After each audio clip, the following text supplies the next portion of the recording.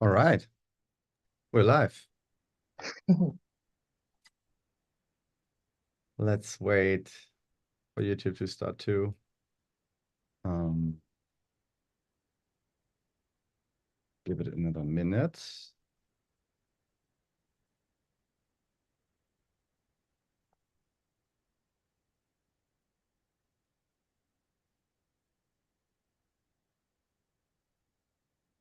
So, hello everybody, and welcome to our second office hour of the year. Um, I'm here today with Selina, who helps me running those sessions. I'm Soren, one of the founders of Terramate.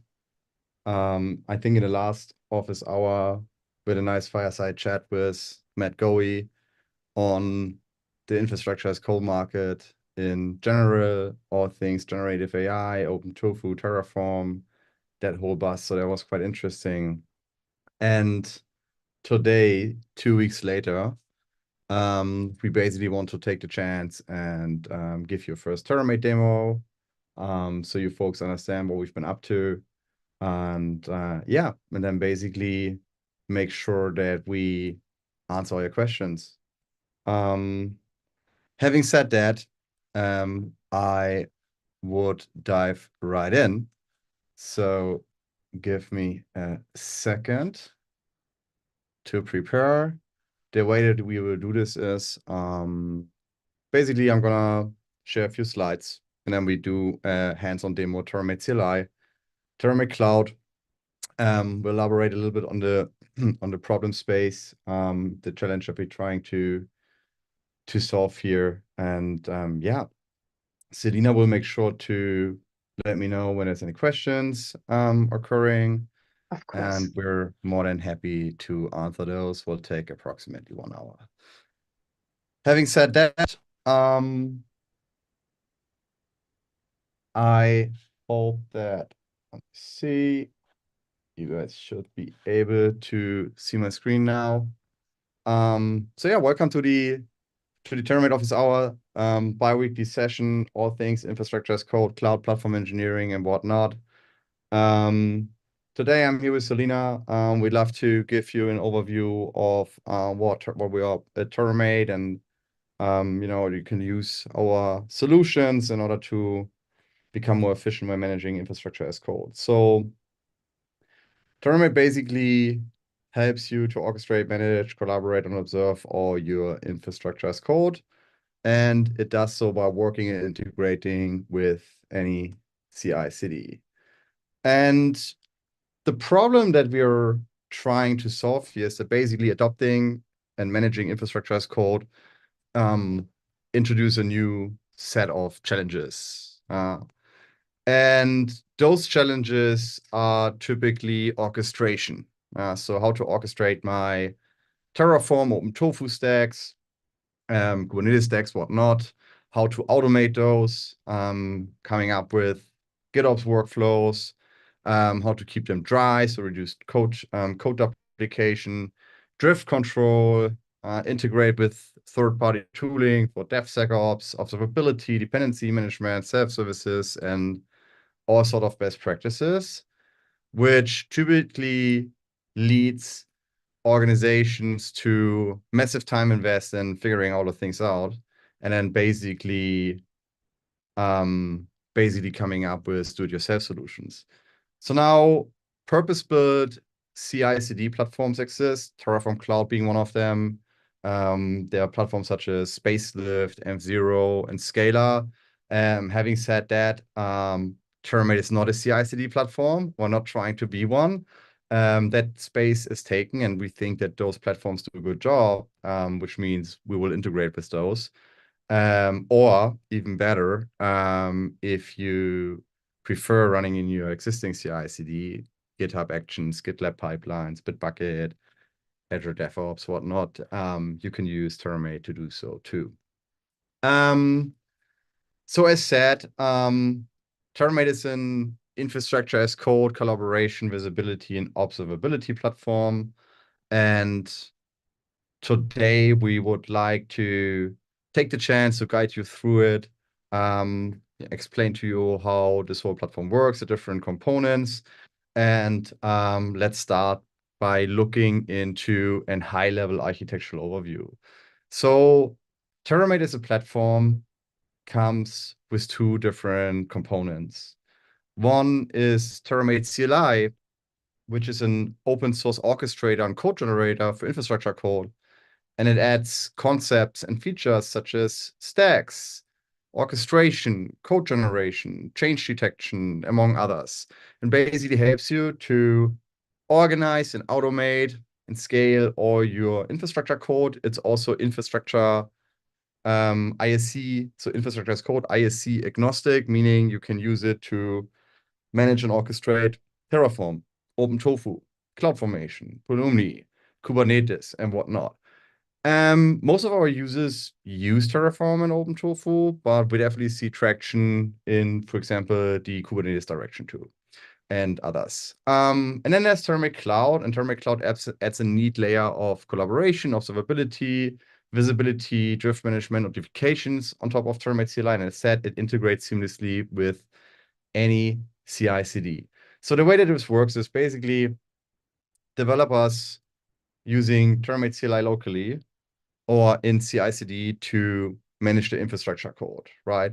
And Terramate CLI does two things. A, it helps you to manage stacks in Terraform. Those would be called root modules. It also seamlessly integrates with workspaces.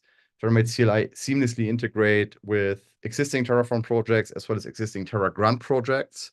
So you can on and offboard Terramate CLI to those projects with a single command without changing any configuration, no vendor login at all.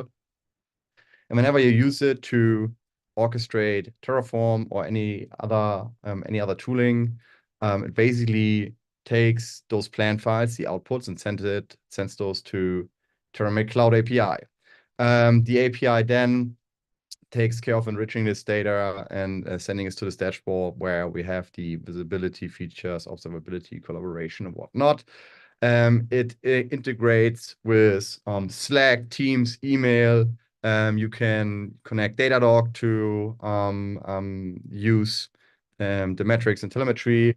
And it also gives you feedback on PRs in the sense of coming up with preview and pull requests in a GitOps kind of fashion. So we touched a little bit on the concepts. It's a lot to show. And what I would do now is to basically show you a little bit of an example on how the CLI works and how this interacts with the cloud. So here in our GitHub organization, we basically came up with a new repository. It's called Terramate Quickstart AWS. This is basically a reference architecture that you can use to get up and running with Terraform on AWS. And I also too have this checked out locally. So this is my VS Code IDE here. And what we're doing now is I want to demo how to use the CLI to create a bunch of stacks, how to run commands within those stacks, how to use the code generation to keep them dry, and then how to automate the orchestration of commands in CI/CD and send those data to Terramate Cloud so we can further use it there. Let's get going.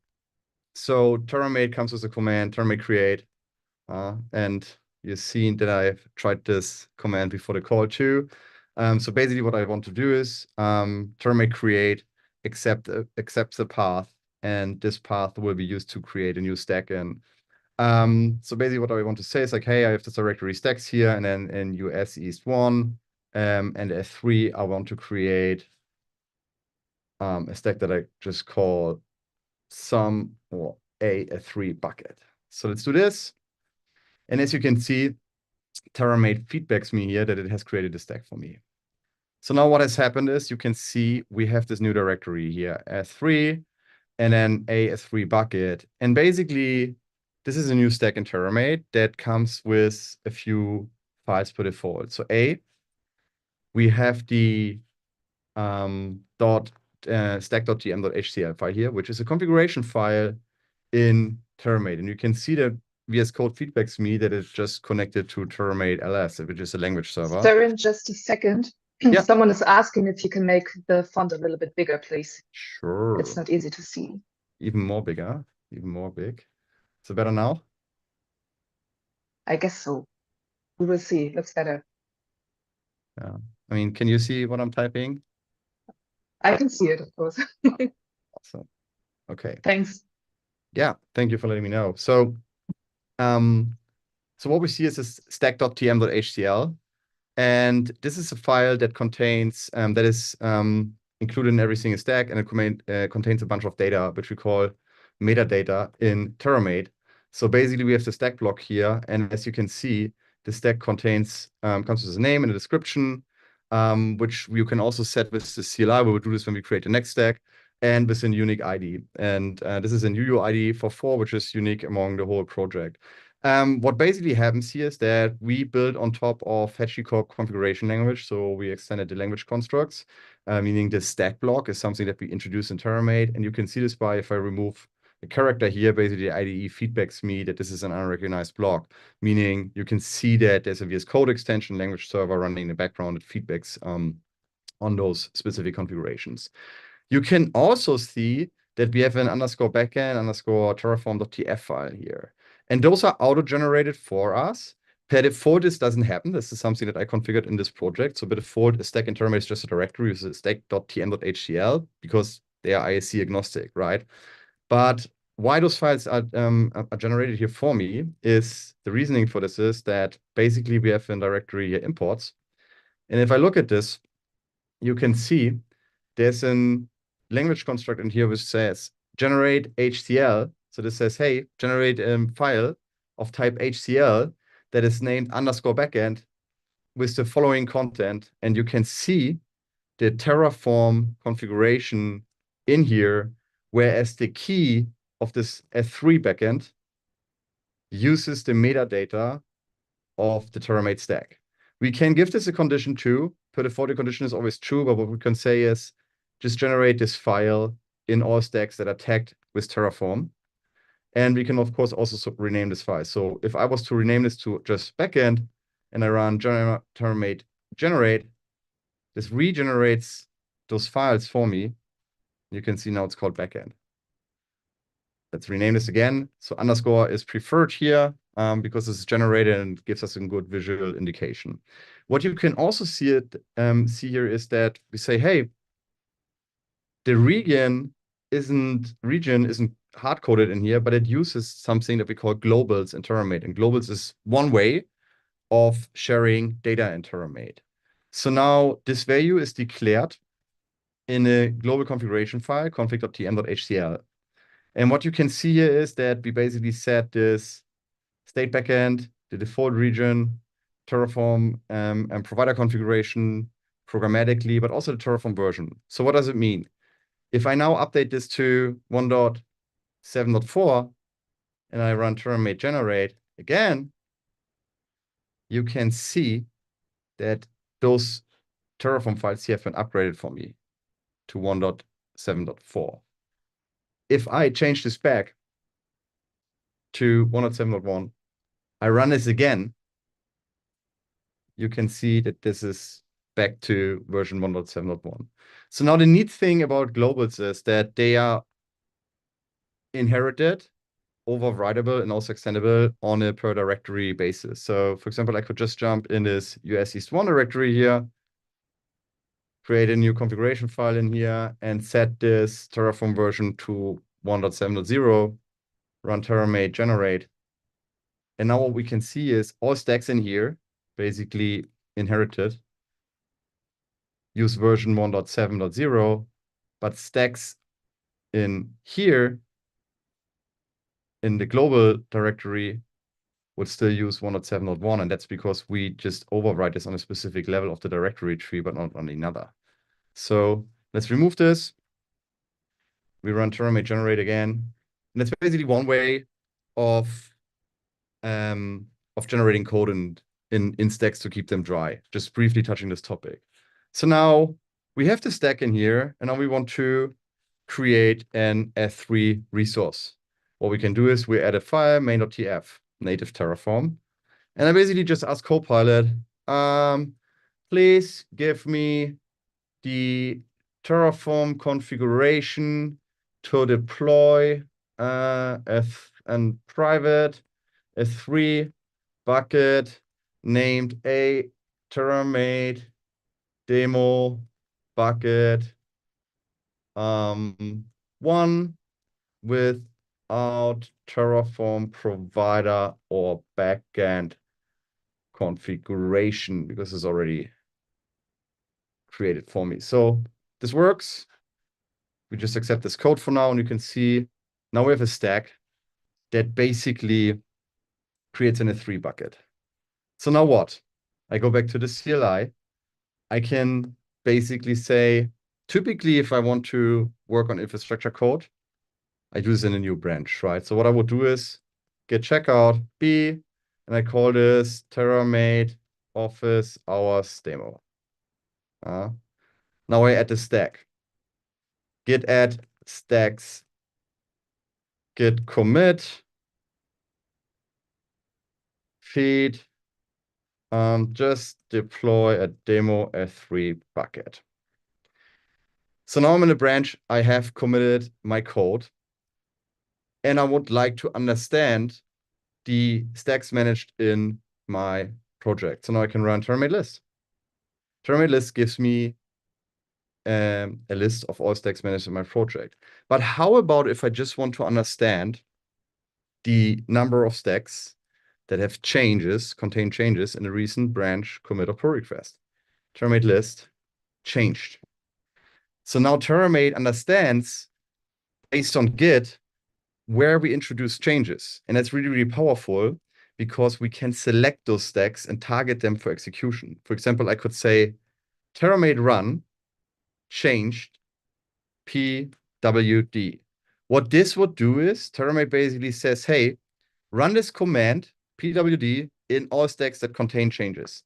And I do this, and you can see what Terramate does is it basically enters this stack, it executes the command PWD, and that's basically it. It returns the value. Let's create another stack. Terramate create stacks. Let's call this another S3 bucket this time. This time we give it a name. Just a demo S3 bucket and a description. Description, yada, yada. So you can see Terramate creates a new stack for me, which is called another S3 bucket. It creates a new stack configuration. This time it takes the name, description, and creates a new ID, creates the backend configuration for me, uses the ID to basically create those unique state backends. So this is an isolated native Terraform environment. It's very important to understand because you don't need Terramate to execute Terraform in here. You could just CD into this directory and execute Terraform, whatnot, right? So let's do the following. We copy this S3 bucket, just add another S3 bucket. And now this is where the fun starts. And now we do the same. Git status, git add stacks, git commit, just deploy another demo S3 bucket. So now what? If I say Terramate list changed, guess what? Terramate understands that I have added 2 commits in this specific branch and that I have introduced changes to 2 stacks, aka created 2 new stacks. So let's create a pull request in GitHub. Let's do this. This is just a demo deployment. So, Søren, in between, there are some comments coming in. And Danny is saying, I like a man who still uses Git in the terminal and not the silly Git GUI in the VS Code. I actually, let's cancel this quickly. I actually use an UI usually, which is called lazy Git. It's in terminal UI. But other than that, I prefer using the CLI, yeah. And also Mark is saying like GUI for Git is the worst. Yeah. Imagine using the GUI for the Git in Visual Studio. Yeah. I'm a big fan of using the CLI for almost everything, excluding writing emails. All right, so let's create this pull request. I use the GitHub CLI here. Terramate Office Hours demo. This is how we call this pull request. And let's have this created for us. And let's take a look. So now what you can see, Selena, is my font size big enough? I hope so. So now what? We created 2 stacks, we created a branch, and we created a pull request.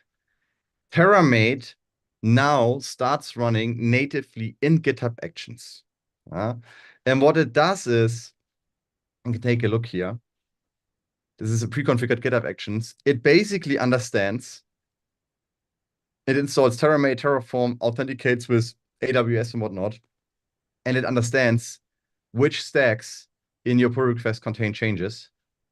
And then it runs Terraform init inside those stacks. You can see this here, Terramate run parallel 5. So this has parallelism as well. Can you And make it a little bit bigger? yeah. I think that's better now. Okay. Thank you. Sorry, guys.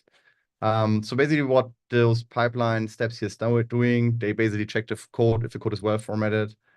Then they run Terramate change detection to understand what stacks have changed within this pull request. We authenticate to AWS here, and then we use Terramate run to run Terraform init parallelized in parallel within those stacks that contain changes. And then we run validate, and then we create plans for each and every single stack that has changed. So now if we go back to our pull request here, you can see that Terramate is basically sending us this feedback as a comment to GitHub action. To GitHub as in the pull request. So you can see here, oh, change stacks US East 1. This first S3 bucket that we just created as a stack, and then another S3 bucket that we just created as a stack. And it gives you the different plans here. Also, too, what I would like to emphasize on is that, let's see where we have this.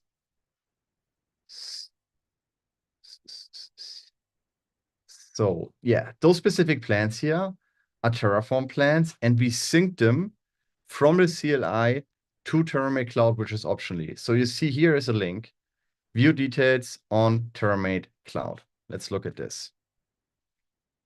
So what you can see here is, and I'm gonna zoom in, Terramate Cloud basically all starts by having a dashboard here where you can see the latest deployments, how many of our stacks are healthy, failed, as well as drifted. And then we have the pull request integration. And you can see that I just opened this pull request, so this thing's from GitHub Actions.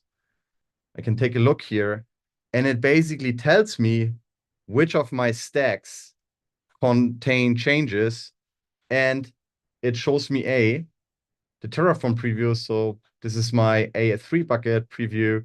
And then this is the second stack that has in preview here. And of course, I can also change this to the logs. So I can also look directly at the logs here. So let me go back to the pull request. Closing this. Let's merge this. And the process that we're following here is apply on merge. So we merge back to main. Then Terramate picks up those changes and runs Terraform apply on those stacks. Using my admin permissions to override the branch protection here, something that you should usually never do. And now you can see it's merged. And also too, there's another pipeline run in GitHub Actions. So let's look at this. You can see again, Terramate runs now in the main branch and looks for stacks changed. This recent merge commit had 2 changed stacks. Exactly the same. It verifies, it authenticates with AWS now. We use OIDC in this demo repository. You can basically just fork this and use this yourself. We run Terraform init on those changed stacks. And we'll look a little bit more into the orchestration part in a minute because it's pretty neat and comes with a lot of different possibilities. For example, Terramate has change detection integration for different tooling. It has an integration for Terraform. That means if you change something outside a stack, if you change a reference module, Terramate will mark stacks as changed if the memory reference have changed, right? Without affecting the stack content at all. It has change detection for all sort of things, and it's basically extensible. So you can build change detections around any ISC tooling. Again, we have Terraform, Tofu, TerraGrant, whatnot. So what you can see here is that, Darren, yeah, sorry, once again, there's a question coming in from Matt. Matt. First, he's Hey, Matt. saying like, I like that UI of displaying the rich resource diff versus logs. What's that? Sorry. I like that UI of displaying the rich resource diffs versus logs. Oh, yeah. And then he asked, The switch between different logs. Yeah, it's still early. There's still a lot of things that we buy that we build, but I think what we're trying to do here is look at this from an how do we feel it users? What is usually the challenge and how can we solve this? Um, Thanks, Matt. I appreciate it. and also there's another So question yeah, from Matt. So what happens if you have 10 stacks that have changed as part of your PR? Does the GH comment end up being thousands of lines long? um, yes. So there's two things that you can do. So either that, you can so the problem in GitHub is that comments have an maximum amount of characters that they accept. So the API is limited here. What we basically do is in our default workflows, at some point, we trim those comments and we say, like, look, this is a preview of your comment.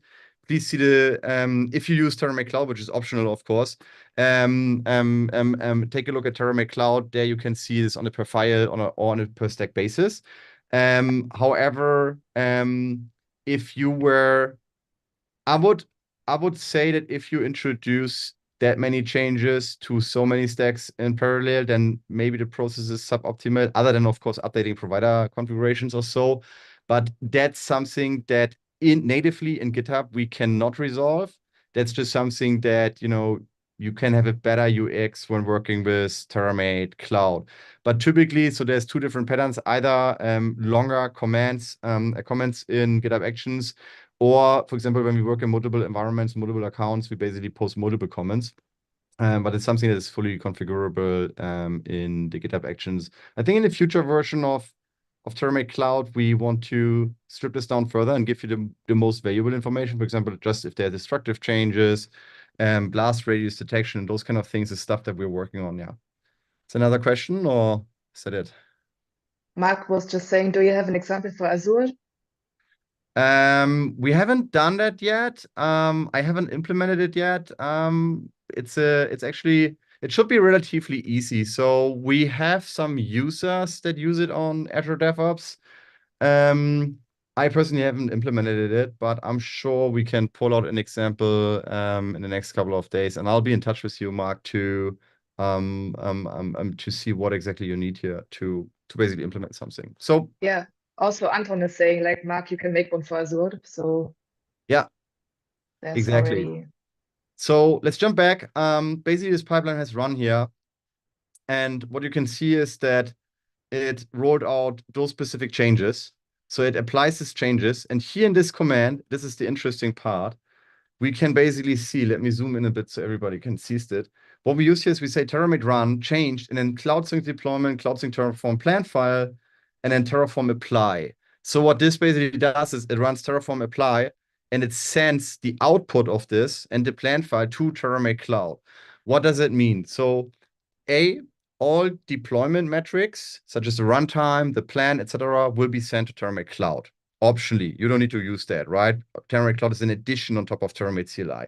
However, if you use that, on the client side, we basically look at the plan file and we detect sensitive values and remove them from the plan. So Terramate Cloud will never see any credentials or any sensitive values. Terramate Cloud also doesn't need to have any access to your cloud accounts or to your Terraform state. So your Terraform state remains in S3 and GCS or in Terraform Cloud. You can use Terramate with Terraform Cloud if you want to do so for state management. We don't see that at all in Terramate Cloud. Basically doesn't need to have any permissions other than sending feedback to GitHub. And what you can see here is the second part. We basically run a drift detection right after a deployment. The reasoning for that is that from our experience, quite often drift can occur right after deployment. For example, you deploy an autoscaler that scales up and down. Now the infrastructure code has changed. Hence, we run a drift detection right afterward.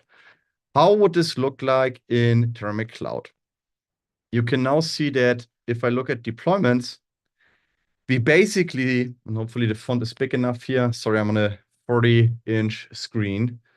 So sometimes I underestimate how small the font can be. But basically, this shows you the deployment that just ran. By the way, this streams in real time to Terramate Cloud. And it shows you the amount of stacks that were affected here. So we have 0 failed, 0 that are still in process, and 2 that have successfully been applied. And the duration, it only took 15 seconds. And this is the duration for the Terraform applies. So now if I look into this, you can see resources are coming soon here, by the way. Resources will basically show you a detailed overview of what cloud resources have changed. Activity will then be comments on plans and AI-generated comments on plans, such as blast radius detection stuff, something that comes in the future. This can be assigned here to individuals or groups. Deployments can be open, closed, failed, whatnot. But the most important information here is that we see what stacks have changed in the deployment. And if you remember our previous step, you remember that basically we created 2 S3 buckets here, right? So looking at this, I can basically see retrospectively the Terraform plan. I can also see the log of this specific bucket. And of course, I can do exactly the same here. Interesting thing is, if I look at the stack list, the stack list in Terramate Cloud basically gives me an overview of all my stacks managed in multiple repositories. So this can of course contain data from multiple repositories synced from GitHub Actions, Bitbucket, GitLab, whatnot. The way that this basically works is we can see this is a link to this specific stack in the GitHub repository. And if I look here at the stack.tm.hcl, we see a name, we see the description, we see an ID, right? This data gets synced here. We also see that this stack is healthy, right? We can see the path, the unique ID, when the stack was created, when it was last updated. We can see the latest deployment here. If it contains any alerts, this stack does not have any alerts. I will elaborate on this in a second.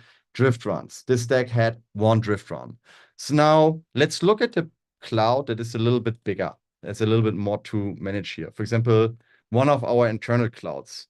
Here we can see, oh, there's a repository, ISC GitHub, that contains a bunch of drifted stacks. If I look here at the dashboard, I can basically see, oh, just 354 healthy stacks, 6 are drifted. I go back to the stack list, and I open this, and I can basically see the drift in here. Right now, we show this as a raw Terraform plan. In the near future, we'll compress this information further to make it easier to understand for even non-Terraform folks. So always in addition to the plan, right? The plan is the single source of truth, but we want to make this more consumable. And you can see that in here, I basically run the plan every couple of minutes, and I do that, I think, every 3 minutes or so. I basically do this drift detection so often, so I have enough demo data. So yeah, this is some part of Terramate Cloud. And again, basically syncs the data from the CLI. You don't need to use the CLI to sync data here. So in the future, this is just an API. In the future, we want to build integrations with Terraform Cloud, for example, too, to be able to sync your workspaces to here and have better observability, visibility, and collaboration on those, etc. So let's jump back to the CLI. Git checkout main, git pull origin main. I always need to take care that I don't use my bazillion shortcuts here so people understand what I'm up to. The neat part is that if I run Terramate cloud login, I basically authenticate my Sören, just CLI quickly, with the cloud, 1 second, with the cloud. And now I can use the CLI to query exactly the same information. So I can use the CLI to show me all drifted stacks locally, right? And the good thing is if I do this, I can basically use this data to come up with workflows that reconciliate drift right away. Yeah, please. Jonathan is asking, can you ignore drift of certain resources without using Terraform ignore changes? Can you ignore drift on certain resources or attributes without Terraform ignore changes? What we can do is we can exclude stacks from the drift detection. So for example, we could look at this. We can look at this very quick. So let's say I create a new stack here. Terramate create stacks, just call this test. And now what I also want to show you is, you know what? Let's do this properly. I will add a condition here to my generate HCL statements and conditionally conditionally enforce that those HCL files are only generated for Terraform stacks. Let's do this. So now what this basically does is it only runs the code generation for stacks that contain the tag Terraform. So now what I could do is I could basically say, hey, create a new stack. We call this stacks Kubernetes. Oh, I've done this before. Apps, and now we give this a tag Kubernetes. Name some application. So what we can see here now is that basically we create a new stack here, and this stack has a tag. I can add another tag here, and I can say, I don't know, no drift or no drift, whatever. So now, in order to select specific, so what I can do is, in order to ignore stacks for drift detection, I can basically say Terramate run tags, and then only of type Terraform, and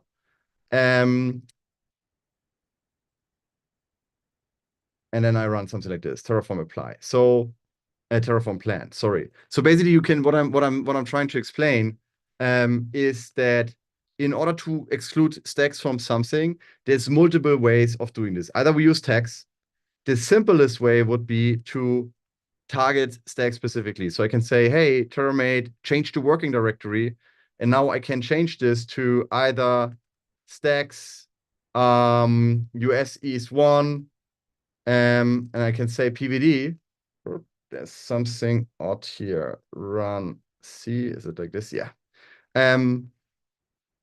Untracked files. Oh, this is an interesting one we haven't discussed yet. So basically what Terramate does here is I have, let's revoke some of those changes. So because I want to use this in a second. But basically what Terramate does here is it says, hey, you know what? Get status. There's untracked files here. Let's run Terramate generate. There's untracked files in my repository in the directory stacks Kubernetes. So now if I say Terramate run PVD, it will basically say like, look, you have untracked files in your repository. I don't think it's a good idea for you to run a command in here, such as Terraform or so. And the reasoning for that is that we want to ensure that all of our configuration files are checked in. So now this is a safeguard that is pre-configured in Terramate. We can disable this optionally, but if we just follow this, then basically I would say, okay, then I open a new branch, some branch, git status. Now I add this, git commit yet another test. And now if I say, hey, Terramate run C stacks US East 1, and I run PVD in here, it would basically only target stacks that are in this specific directory. And of course, I can target this, select only one stack here. So this would select a specific stack and run pwd in there. And then, of course, I can also combine filters. I can say, okay, only in the specific directory, only that contain changes, and only that are tagged with either Terraform or OpenTofu, or with Terraform and no drift. And that's how you would select a bunch of stacks for execution. The other thing is, what I could say is, we can say Terramate experimental run order. If I run this basically gives me a representation of how stacks would run sequentially. Again, we can enable parallelism here with the parallel flag, which helps to reduce runtime drastically, especially when I'm running Terraform init or drift detection. And the nice thing here is actually if we do that, of course, in Terragrant, there's this issue of whenever you run an apply with parallelism, the outputs are randomly outputted to the terminal. So that's something that we solve with the cloud, right? Whereas in the cloud, doesn't matter if you run things in parallel or not.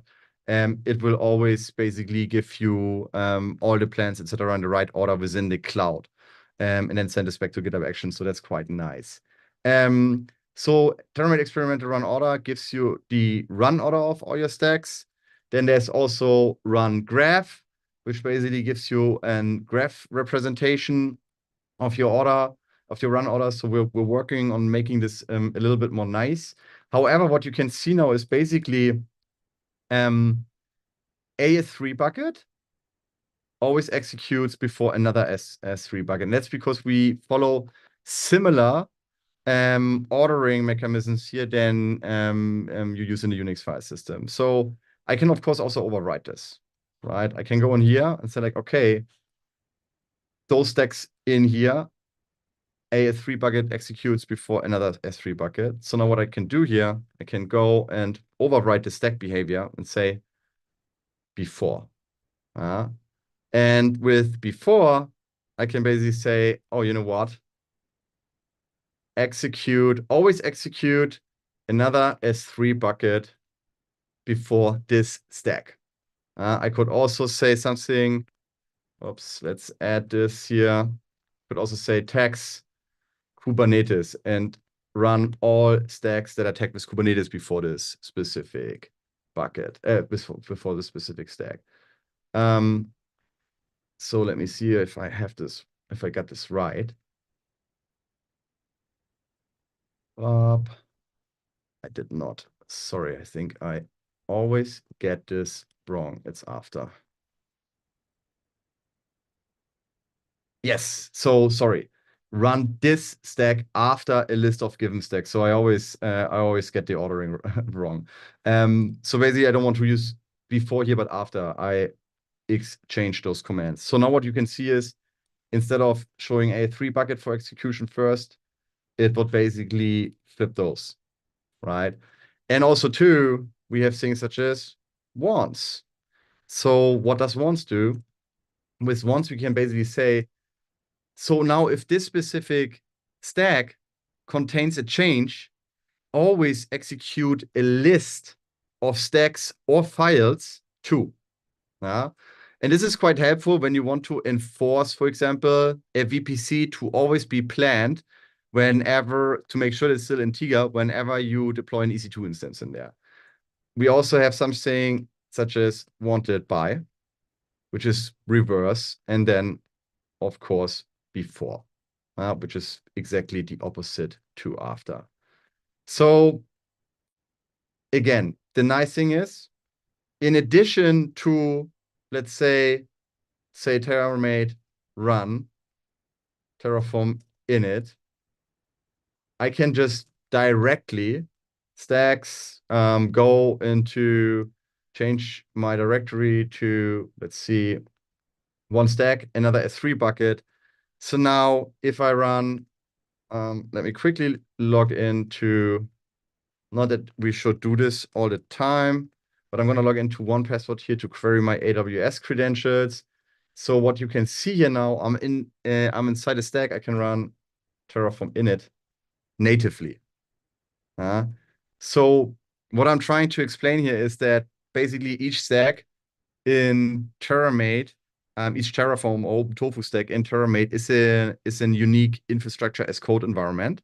That's how we look at it, but it's also native. So of course, this stack.tm.htl is something Terramate specific, yeah, but it doesn't mean that we cannot run Terraform inside those stacks natively. So for example, we have a user that uses Terramate for code generation, and then they execute, they use a purpose-built CI/CD for executing Terraform inside. So that's quite nice. You can use the CLI in all sorts of environment.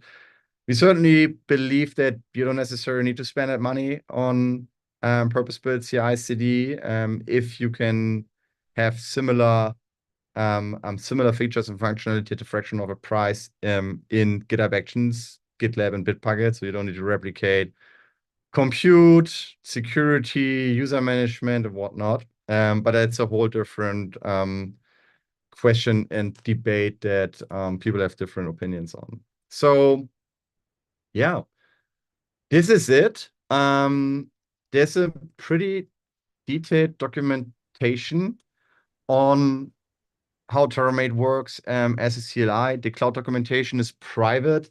The cloud is also not accessible to the public yet. So we give access to specific companies and individuals that want to try this. I think self-service will open up in March. It's pretty much, yeah, it's working pretty well, but we're trying to talk to everybody here right now. However, the CLI is here. You can use the CLI without the cloud. You can onboard the cloud to the CLI with a single command.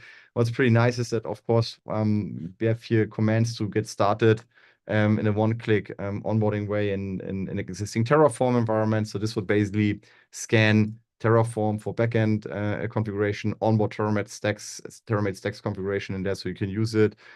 Same for TerraGrant. I think this is in the latest release candidate, if I am not mistaken, is TerraGrant onboarding. Let me check this out here. Yeah. So the .50, which is coming, I think, later this week, there's a bunch of new things. For example, the Terramate Create or TerraGrant option and parallelism too. So this is quite cool. Terramate also too. Terramate also allows you to nest stacks, which is an advanced pattern, but basically you can jail or basically configure an environment in the specific stacks, but then split up components within those stacks. For example, Kubernetes clusters and node pools would be a specific use case here. You can share data among stacks top down, and then also from output data from one stack as input data into another. We have workflows here, which we call Terramate scripts. So workflows basically let you define complex commands or series as commands in a single executable workflow. And yeah, I think what's cool about Terramate is that, of course, to sum this up, you can always run Terramate run, I don't know, tags, Kubernetes, kubectl apply, or tags Terraform cost or infra cost, and say infra cost breakdown or whatnot. Yeah. That's it. That's for the demo today. I think by the next office hour, we'll have a new Terramate release and probably a bunch new functionality on the cloud too. So to spoiler a few things that are coming there now, LLM prompt code generation for the CLI that gets proxied through our backend. So that's optionally that you can use Terramate AI in the cloud itself to explain plan files better, summarize changes, understand if they're, better understand and visualize if there are any destructive changes. DORA metrics are coming now. We're building a service catalog integration, so you can basically add Terraform modules to a Terramate Cloud, version them in a service catalog, and then scaffold new stacks from modules specifically, and much more. So that's it. 15 minutes. Happy to answer all your questions.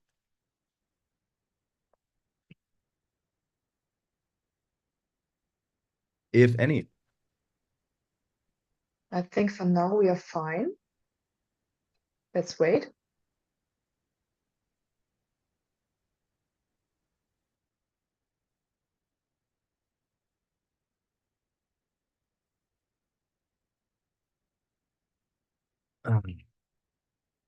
Can you ignore drift for certain resources without using Terraform ignore change? Ah, I think now I understand the question better. No, we cannot yet. Only for certain stacks. Interesting.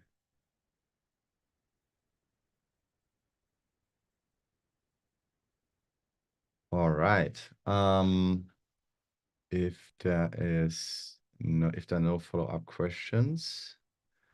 Oh, even Anton joined the call. Super cool. Make font bigger, please. Yeah. Bunch of good learnings here. We'll make sure to next time increase the font size right away. Yeah. Other than that, thank you so much for making it to the call today and for taking the time. Really appreciate it. And we see you back here in around 2 weeks. Have a good Yes. morning at the West Coast and a good evening wherever you are in Europe. Bye bye.